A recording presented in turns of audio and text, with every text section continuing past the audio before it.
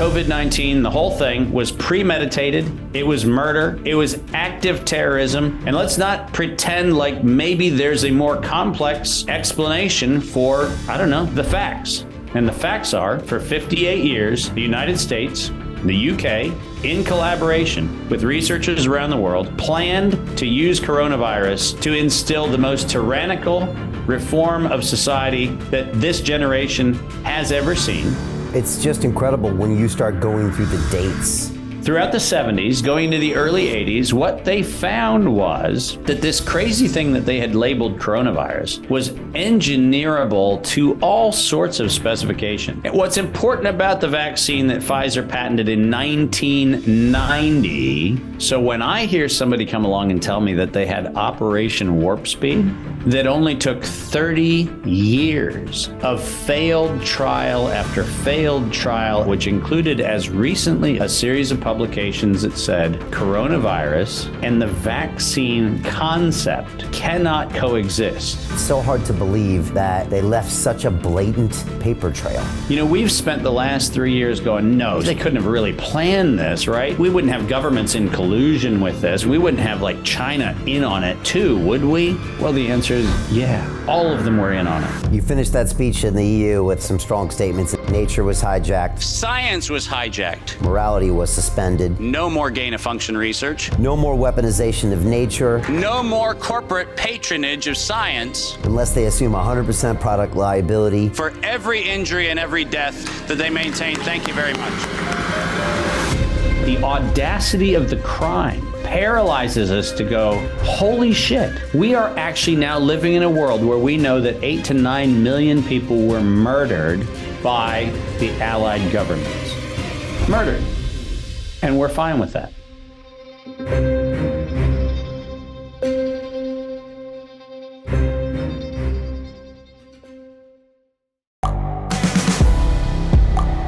The world is changing. Inspiration is everywhere. It has never been so easy to connect, share, and bring people together. We're learning from others and finding the best in ourselves. Challenging our beliefs, sharing our vulnerability, overcoming our fears, transforming ourselves so we can transform the world. How far can we go? This is London Real. I am Brian Rose. My guest today is...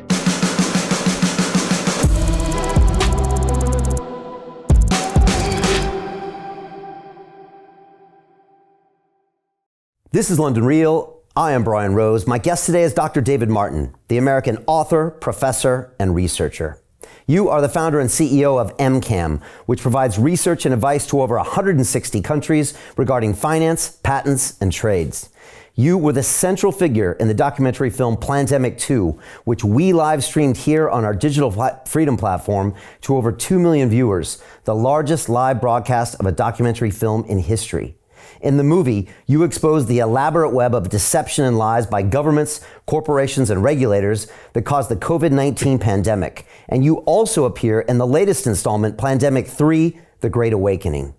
Ultimately, you believe COVID was a pre-planned act of biological and chemical warfare perpetrated on the human race. And you said exactly that in the European Parliament during the recent International COVID Summit in Brussels. David, welcome back to London Real. I am so happy to see you, Brian. It's great to be here. And man, what a beautiful suit you've got on. Well, that's some great things never change. Well, that's a beautiful tie. And the man that consistently pulls off the bow tie is a strong man indeed. We'll definitely get you over to London and we'll go down to Savile Row and maybe you can teach me a thing or two. How's that? There you go. David, I couldn't be more excited to speak to you. I just uploaded a 20-minute piece of you speaking in front of the EU, and I highly recommend everybody go watch that when we're finished. I think it's probably the single most important, most prescient, most potent description of the entire pandemic. And you break down everything that you've been talking about for 20 plus years, and you take us all the way back to 1965 when this whole thing started. And I had a couple flashbacks back to Plandemic 2, but you didn't go all the way into it in Plandemic 2 because it was probably so much information and it was early days. But what you said recently in front of the EU, along with the emotional content, for me, it's the most powerful thing I've seen in years. And I was curious, how would you describe, what you said? Because I think the average person watching us right now has no idea of the detail that you can break down as far as the traces of what happened to us the last few years. Brian, a lot of people have asked how I do research. And in the case of not only the coronavirus situation, but in the case of anthrax and in the case of conotoxin, in the case of an enormous number of other things, including the Ebola campaign during the mid-2010s, the difference between what a lot of people do and what I do is I watch the thing as it unfolds. You made reference in the opening to the fact that we advise 168 countries. What I receive inside of our corporate structure is the innovation disclosures, contracts, records of procurement, all kinds of things. And that goes into the Cuisinart of our data. It's how we make our global equity indexes that are traded. It's how we do our business. And so we don't look for things. We actually have a system that flags things. I can set flags for all sorts of things. I can set flags for violations of laws. I can set flags for all sorts of either themes or content or actors or whatever. And in the early 2000s, and a lot of people don't know this, but in the early 2000s, when we were asked to look into the anthrax outbreak, which most people don't even remember. I mean, when we talk about September 2001, everybody thinks about planes and towers. But the global fear in September of 2001 and the thing that was exploited to pass what ultimately became the PrEP Act in 2005 was the anthrax outbreak that allegedly happened at the end of the month. And because of the cognitive dissonance of did planes really fly into towers, people forget that the real terrorist attack was actually anthrax. And the problem about forgetting that is people also forget that several years after the alleged investigation, we were able to definitively and unequivocally and without censorship say the United States Department of Defense attacked America. There you go. It's not hard. And the problem, right, is by the time that statement was made, kind of like UFOs are real, gender isn't real, all of the crazy other things that people say, the problem is by the time you get to the conversation where people admit, oh my gosh, the U.S. really did anthrax to itself, people have forgotten the story. And so in many respects, COVID is amnesia 2.0. That's how we should describe it, because this was another U.S. did it to itself, right? And the Wall Street Journal just this past week, and this part cracked me up, through this amazing FOIA request, which allegedly was something they fought long and hard for. You know what they found? What you and I talked about nearly 3 years ago. But if you're looking for the whodunit as a forensic investigator versus you're observing the crime as it unfolds, you have two very different perspectives. And what I really did at the EU Parliament is said, hey, slow the tape down. Let's get all the facts on the table. Coronavirus, COVID-19, the whole thing was premeditated. It was murder. It was active terrorism by a state against the world. Let's call it what it is. And let's not pretend like maybe there's a more complex explanation for, I don't know, the facts. And the facts are, here's the bad news, for 58 years, the United States, the UK, in collaboration with researchers around the world, planned to use coronavirus to instill the most tyrannical reform of society that this generation has ever seen. And they did it purely premeditated to make sure that we were cowed into submission. And the bad news for them is there's a lot of people that didn't take the knee. It's just incredible when you start going through the dates, and maybe just take us back to some of these dates, 1965, 1967, 1990, where these events, and when you do it, it's like watching a train wreck in slow motion. And again, the beautiful thing about your work in Plandemic 2 is that there was no emotion, there was no opinion, it was all facts. It was published documents where you can literally show, and as you walk us right up to '02 and right us up to 2020, you literally have specific mentions about exactly what's going to happen that document what you just said. Because a lot of people will hear what you just said and be like, okay, here's another one who's making these claims. But you can document every single thing you're saying. Well, and not only can I, in the EU Parliament speech, I actually put every single reference in. There's not a single thing I said that's not referenced with the source document behind it. So you can read it, do it yourself. Go read it, read the document, draw a different conclusion. But let's go back to 1965 because it's important to do this. And remember that 1965 is only a few years, less than 2 decades, from when we even had the idea of what DNA and RNA even were. Remember, it's 1953 that we figure out DNA. So, when I talk about 1965, we're talking about a 12-year-old technology that we don't even understand, where researchers in the United States started guessing that this thing that they decided to call coronavirus was interesting because they actually saw it associated with people that had various kinds of colds and influenza-like illness and so forth. And they also found out that you could play around with it and get it to change its targets really quickly, which is a really interesting kind of, is that a good thing to know? Is that a bad thing to know? It sounds like gain-of-function research. But what happened between 1965 and 1967 was a violation of, at that time in the UK, Nuremberg standards, and in the United States, a violation of our biological and chemical weapons laws dictated in Section 18 of the U.S. Code. What specifically we did was we took what was allegedly pathogen samples from the United States, and in 1967 and in 1968, we infected Britons who were healthy. Just let that chill just for a minute, like a rosé on a hot summer afternoon, right? That's a, oh my God, what did you just say? I said it. We broke the law. We knew that we had something that made people sick. We shipped it from the United States to the United Kingdom, and the United Kingdom infected British citizens with a U.S. pathogen, allegedly to see if we could do it. Now, by the way, in 1967 and 1968, nobody in Great Britain was sitting there going, I wonder if we've got a treatment for it. They were first trying to see if they could infect people with the thing, right? That's kind of an important point to make, because the waiver of biological and chemical weapons laws in the United States and the waiver of the Nuremberg standards in the UK are based on whether you're doing research for the purpose of benefiting therapies, not seeing if you can infect people.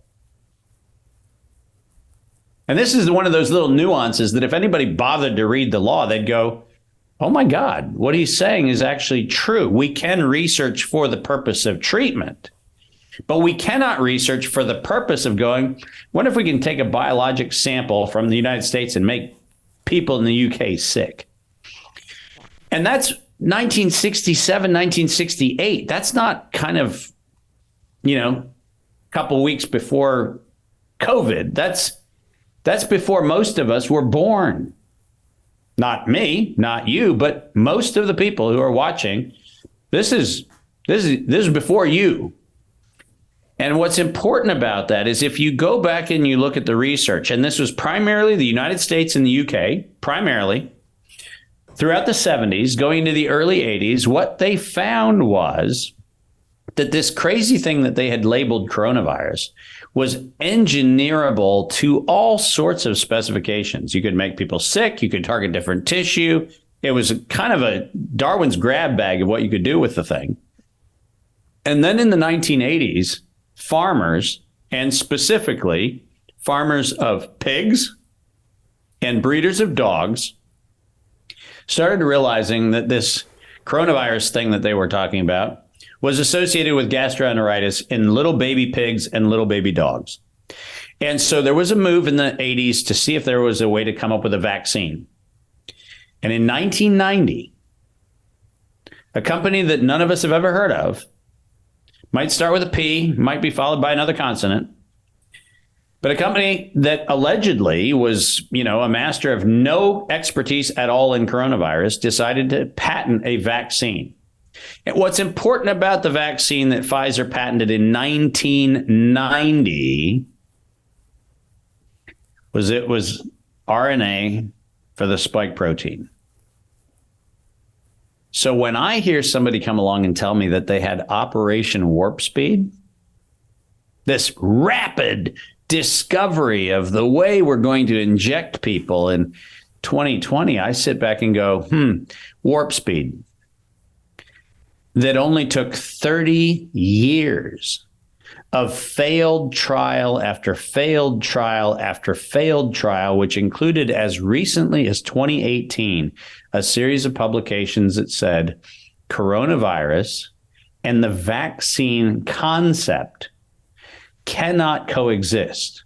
And they cannot coexist because the coronavirus model had been so manipulated, so contorted, so subject to gain-of-function research that you could never get a vaccine to immunize a population against infection with this thing. It would have never been possible. And by the way, for everybody who does the follow the science mantra, the science unambiguously says in thousands of publications, proceedings, and patents, vaccines do not work on coronavirus. That is the science. And by the way, nothing about COVID-19 has changed the science, because we now know that every injection that was ever given to anybody failed to stop infection or transmission at all. So my little observation about the 30-year scientific history is unfortunately backed up by the fact that even this go round, we haven't been able to immunize the population against anything. And so, Brian, the point of all of this legacy is that it was 30 years and it was Pfizer. It wasn't another company. It wasn't GlaxoSmithKline. It wasn't Sanofi Aventis. It wasn't those. It was Pfizer who had a mandate from what became World Health Organization, Bill and Melinda Gates Foundation, Gavi, the NIAID, all of the DARPA funding. Pfizer was the lead horse in the race because they, in fact, owned the race.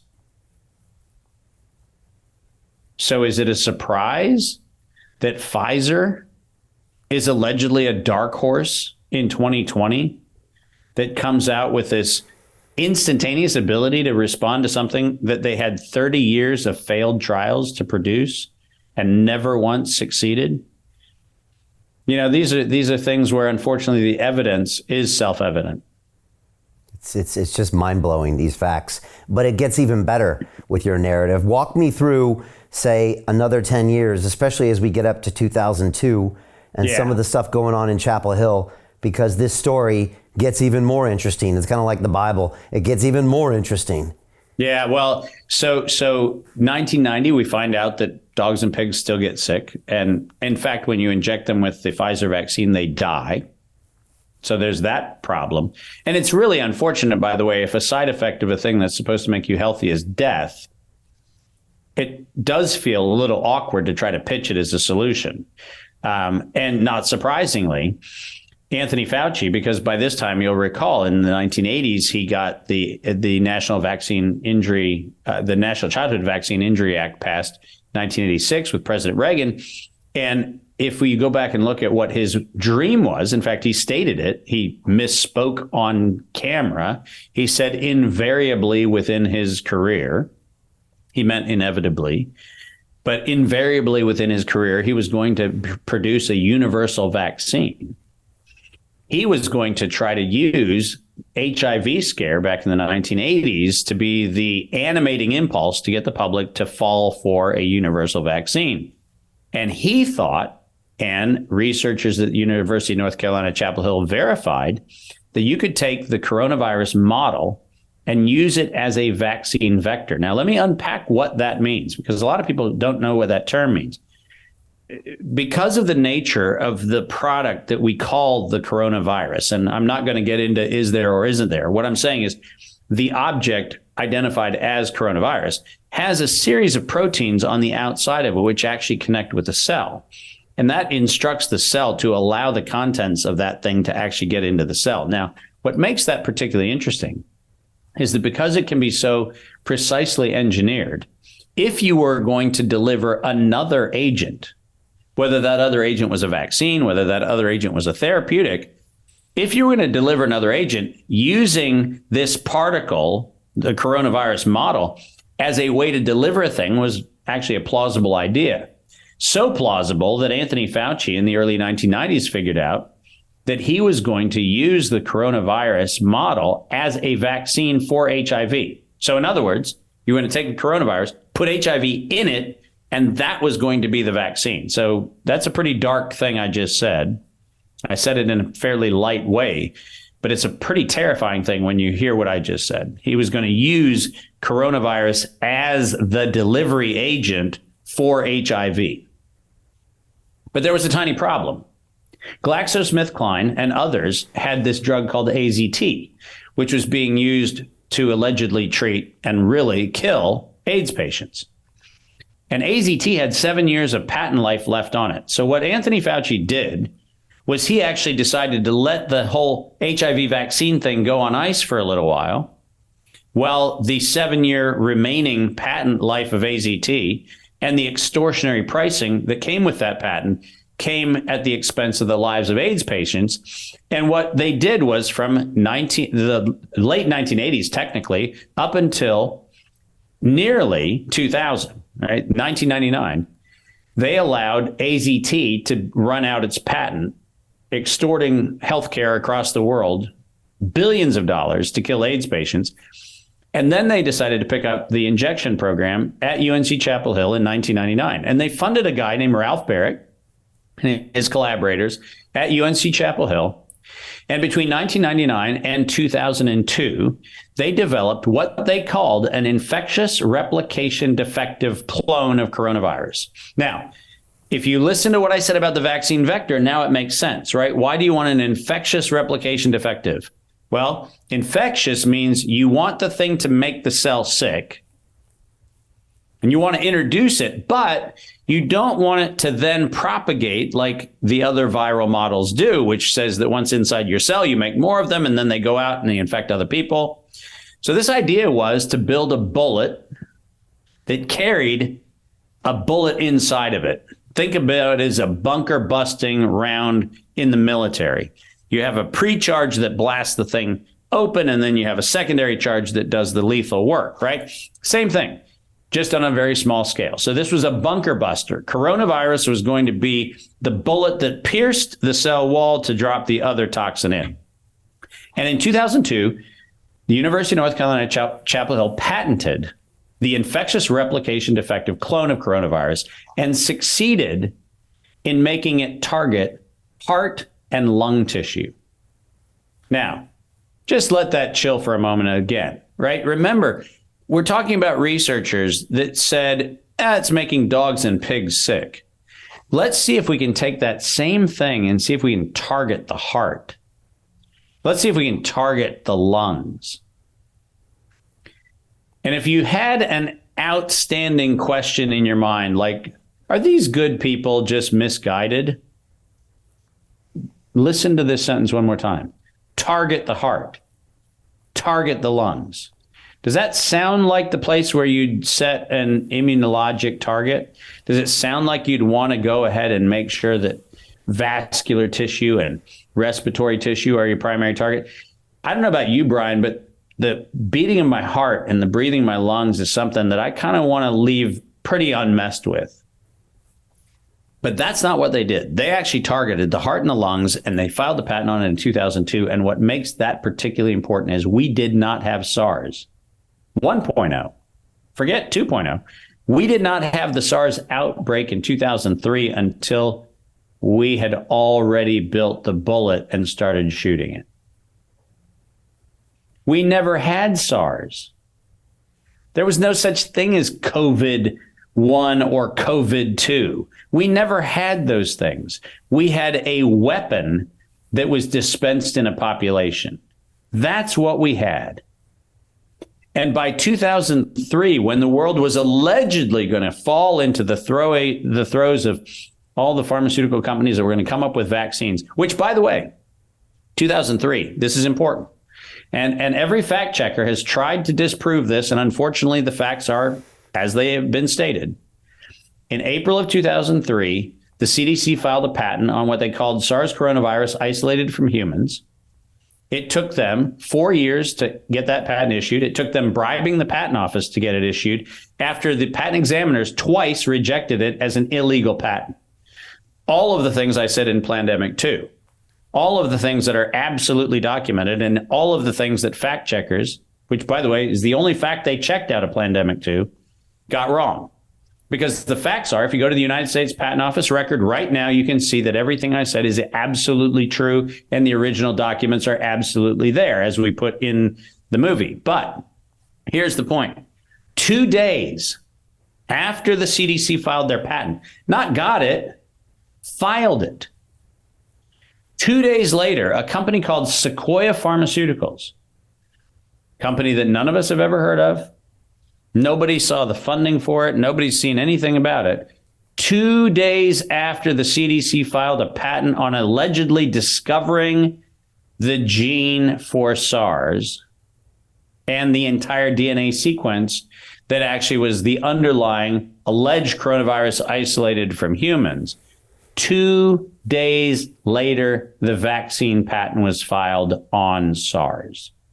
Now, in what world could you, in the space of 2 days, go from allegedly identifying the existence of a thing to not only filing a patent on the vaccine for it, but having data on the research of the vaccine for the thing that was patented 2 days earlier? Now, people say, Dave, that sounds like a conspiracy theory. I'd like you to drop the word theory, because it's not a conspiracy theory when it is, in fact, a criminal conspiracy. It was a criminal conspiracy. There is no question that Sequoia Pharmaceuticals could not have invented a vaccine for a thing for which a patent had only been filed 2 days prior. That's a conspiracy, which is a criminal conspiracy. And that involves the CDC participating in a racketeering and domestic terrorism and global terrorism exercise to release a known toxin into a population to justify the acceptance of a vaccine. Tiny problem. By 2007, it turns out Sequoia's vaccine didn't work. Because you know what happened when it got injected into living things? They died. Didn't work. But what's fascinating about this whole story is then you actually recognize that in 2005, and this is probably the crowning achievement of the EU speech, which also fact checkers on YouTube have decided to tell me and tell everybody in the world can't be true. But it is on Ralph Barrick's downloadable CV at the University of North Carolina, Chapel Hill right now. You can go online, pause the video, confirm what I'm saying. In 2005, Ralph Barrick made a presentation sponsored by DARPA and the MITRE Corporation, M-I-T-R-E, the MITRE Corporation.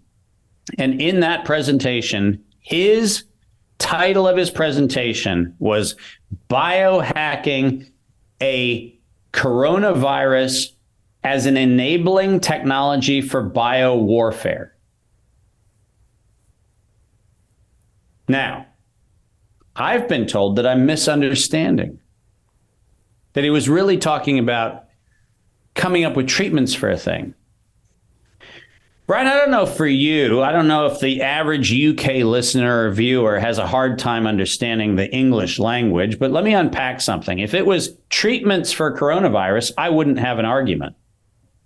But if you say that your speech is coronavirus biowarfare enabling technology, I don't know which part of that phrase is creating the problem for fact checkers. Biowarfare enabling feels to me like you might be enabling biowarfare. But apparently I've got it wrong. I'm misunderstanding the innocent Ralph Barrick, who happened to not only make that presentation, but then receive a black contract at the UNC Chapel Hill lab, which stood side by side with the NIAID to allegedly then come up with research that, subject to the gain of function moratorium in 2014, was given a waiver because he was funded. So funded research got a waiver mysteriously, even though the public was told that we actually put a moratorium on gain of function research. But since he was already funded, he was getting funding. Therefore, he was allowed to keep doing it so that by 2016, he could write the following sentence. The Wuhan Institute of Virology virus 1 spike protein is poised for human emergence. Let's just dial back to, I don't know, December of 2019, when allegedly we were supposed to believe that some poor schlep in a wet market in Wuhan bought a dog or a civet or a pangolin or a bat or whatever the heck they bought, and they took it home and they cooked it up and became patient number one. Well, isn't it fascinating that in 2016, the University of North Carolina, Chapel Hill was so prescient, so unbelievably prescient, that they must have had a crystal ball to guess of all the places on earth where you might have an outbreak of this dangerous thing. Isn't it fascinating that they published and then went on, several of the colleagues patented the spike protein poised for human emergence in 2016? And is there any chance that when Anthony Fauci in 2017 said to President Trump, you will have a pandemic on your watch,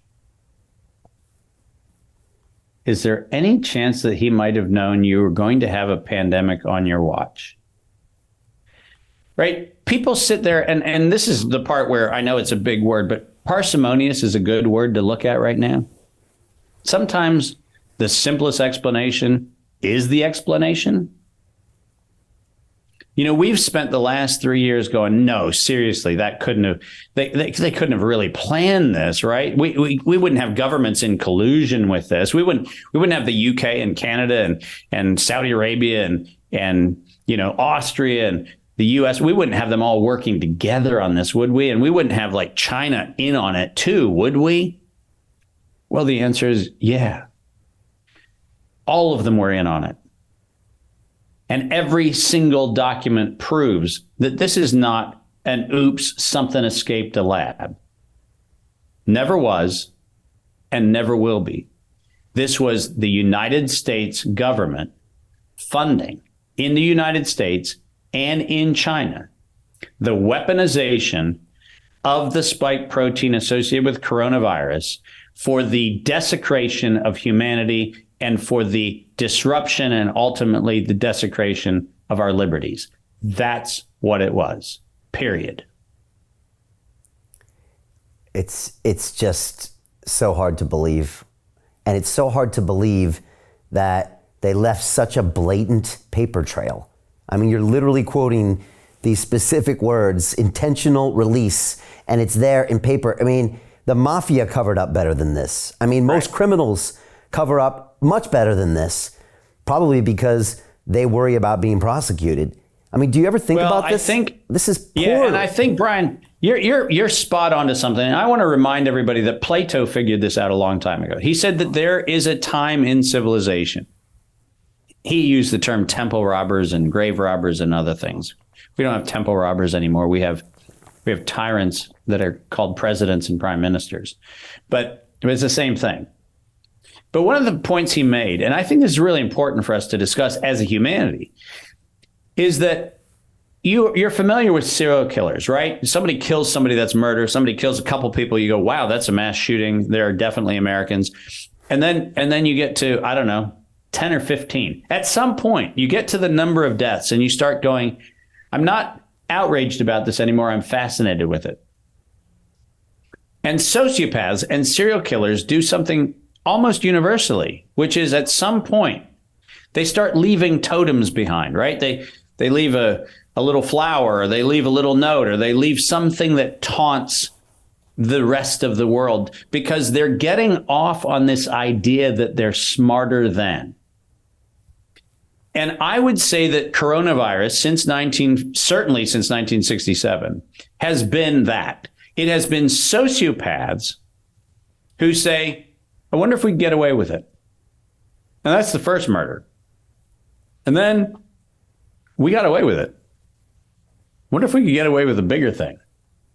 Wonder if we could, I don't know, make a thing that made people in Asia sick in 2002 going into 2003. I wonder if we could get people to fall for this idea of allegedly a universal vaccine. I wonder if we could do that. I wonder when we wrote the decade of vaccines in 2010 as the World Health Organization and the Bill and Melinda Gates Foundation, Dr. Chris Elias and Anthony Fauci and Dr. Gao at the CDC, a part of the World Health Organization. I wonder if we said that by September 2020, the world would have a universal vaccine in 2010.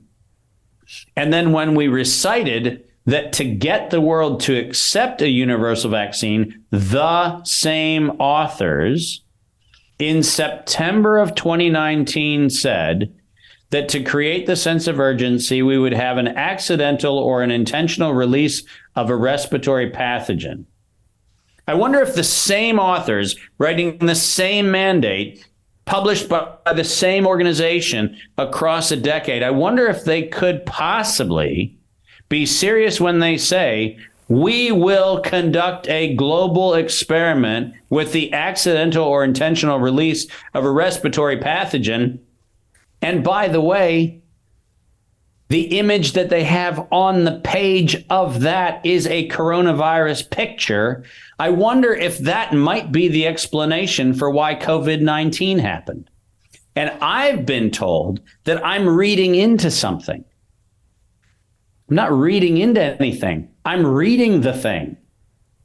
I'm reading exactly what they said. And there is a problem when you hear the word accidental or intentional release. And the problem is the word release. That means somebody somewhere planned to distribute the thing. That's what the word release means. They did not say accidental leak. They didn't say a terrorist bad actor did biological warfare. They said an accidental or intentional release. Their words, not mine. And this is where you're exactly right. The audacity of the crime paralyzes us to go, holy shit. We are actually now living in a world where we know that 8 to 9 million people were murdered by the allied governments. Murdered. And we're fine with that. One day there'll be a Netflix series. There'll be this guy in a bow tie doing an investigation, and people go, I wonder if that was inspired by Dave Martin. Listen, the whole thing is so egregious that we are paralyzed as a civilization to consider that that is what our governments have become. But the newsflash is, I have actually recited their words, not my opinion. But besides the power motive, there's also that financial motive.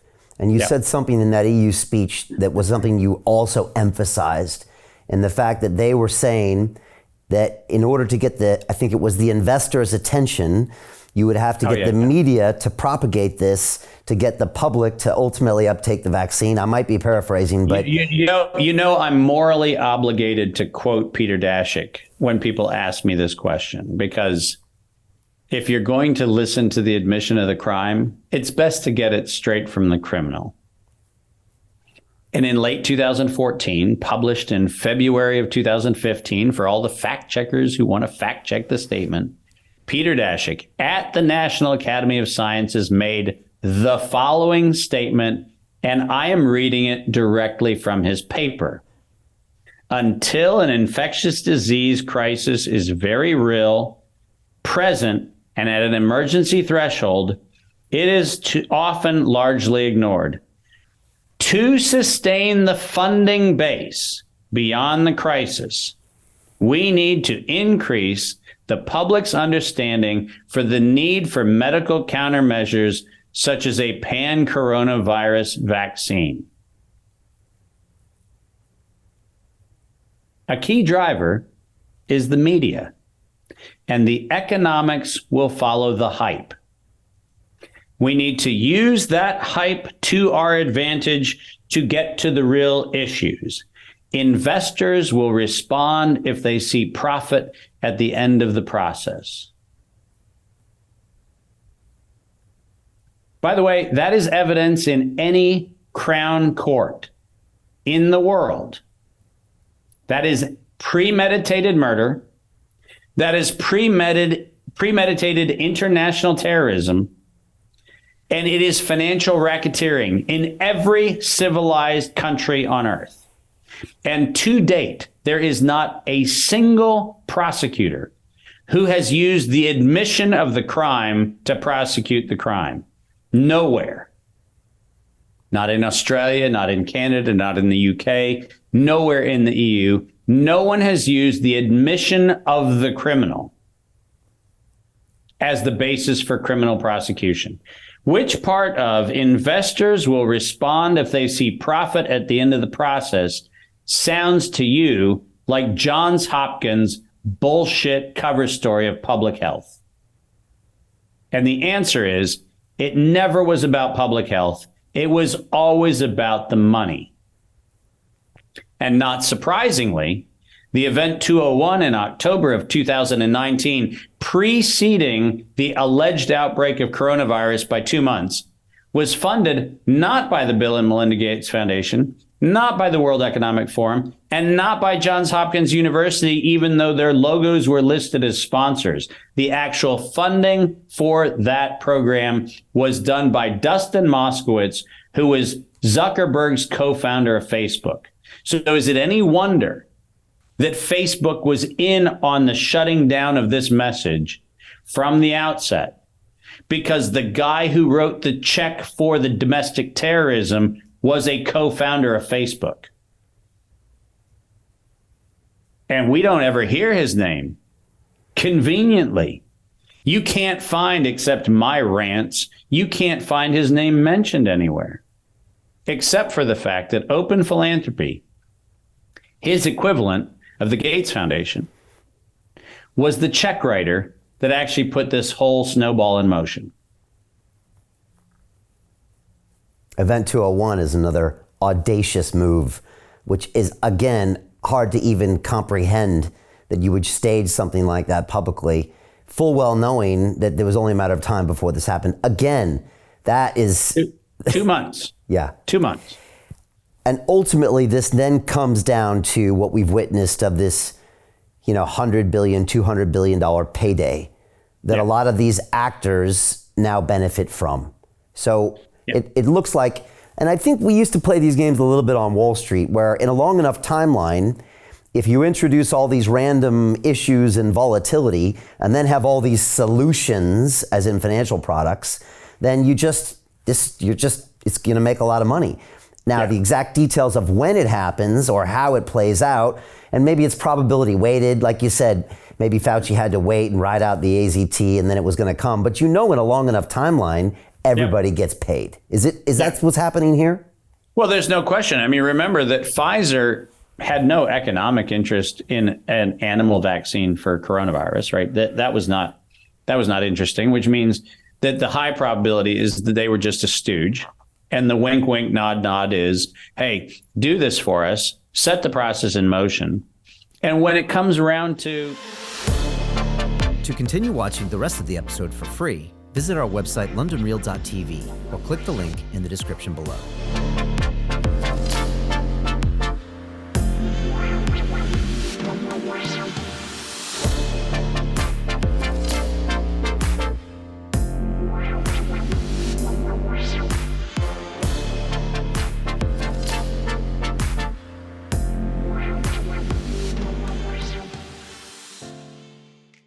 So Jim Rickards has just recorded a video that's not available to anyone in the public, and he's going to be talking about how this upcoming recession is going to be fast, it's going to be bloody, it's going to be nasty. But at the same time, he's going to show you how you can position yourself to profit from all of this chaos.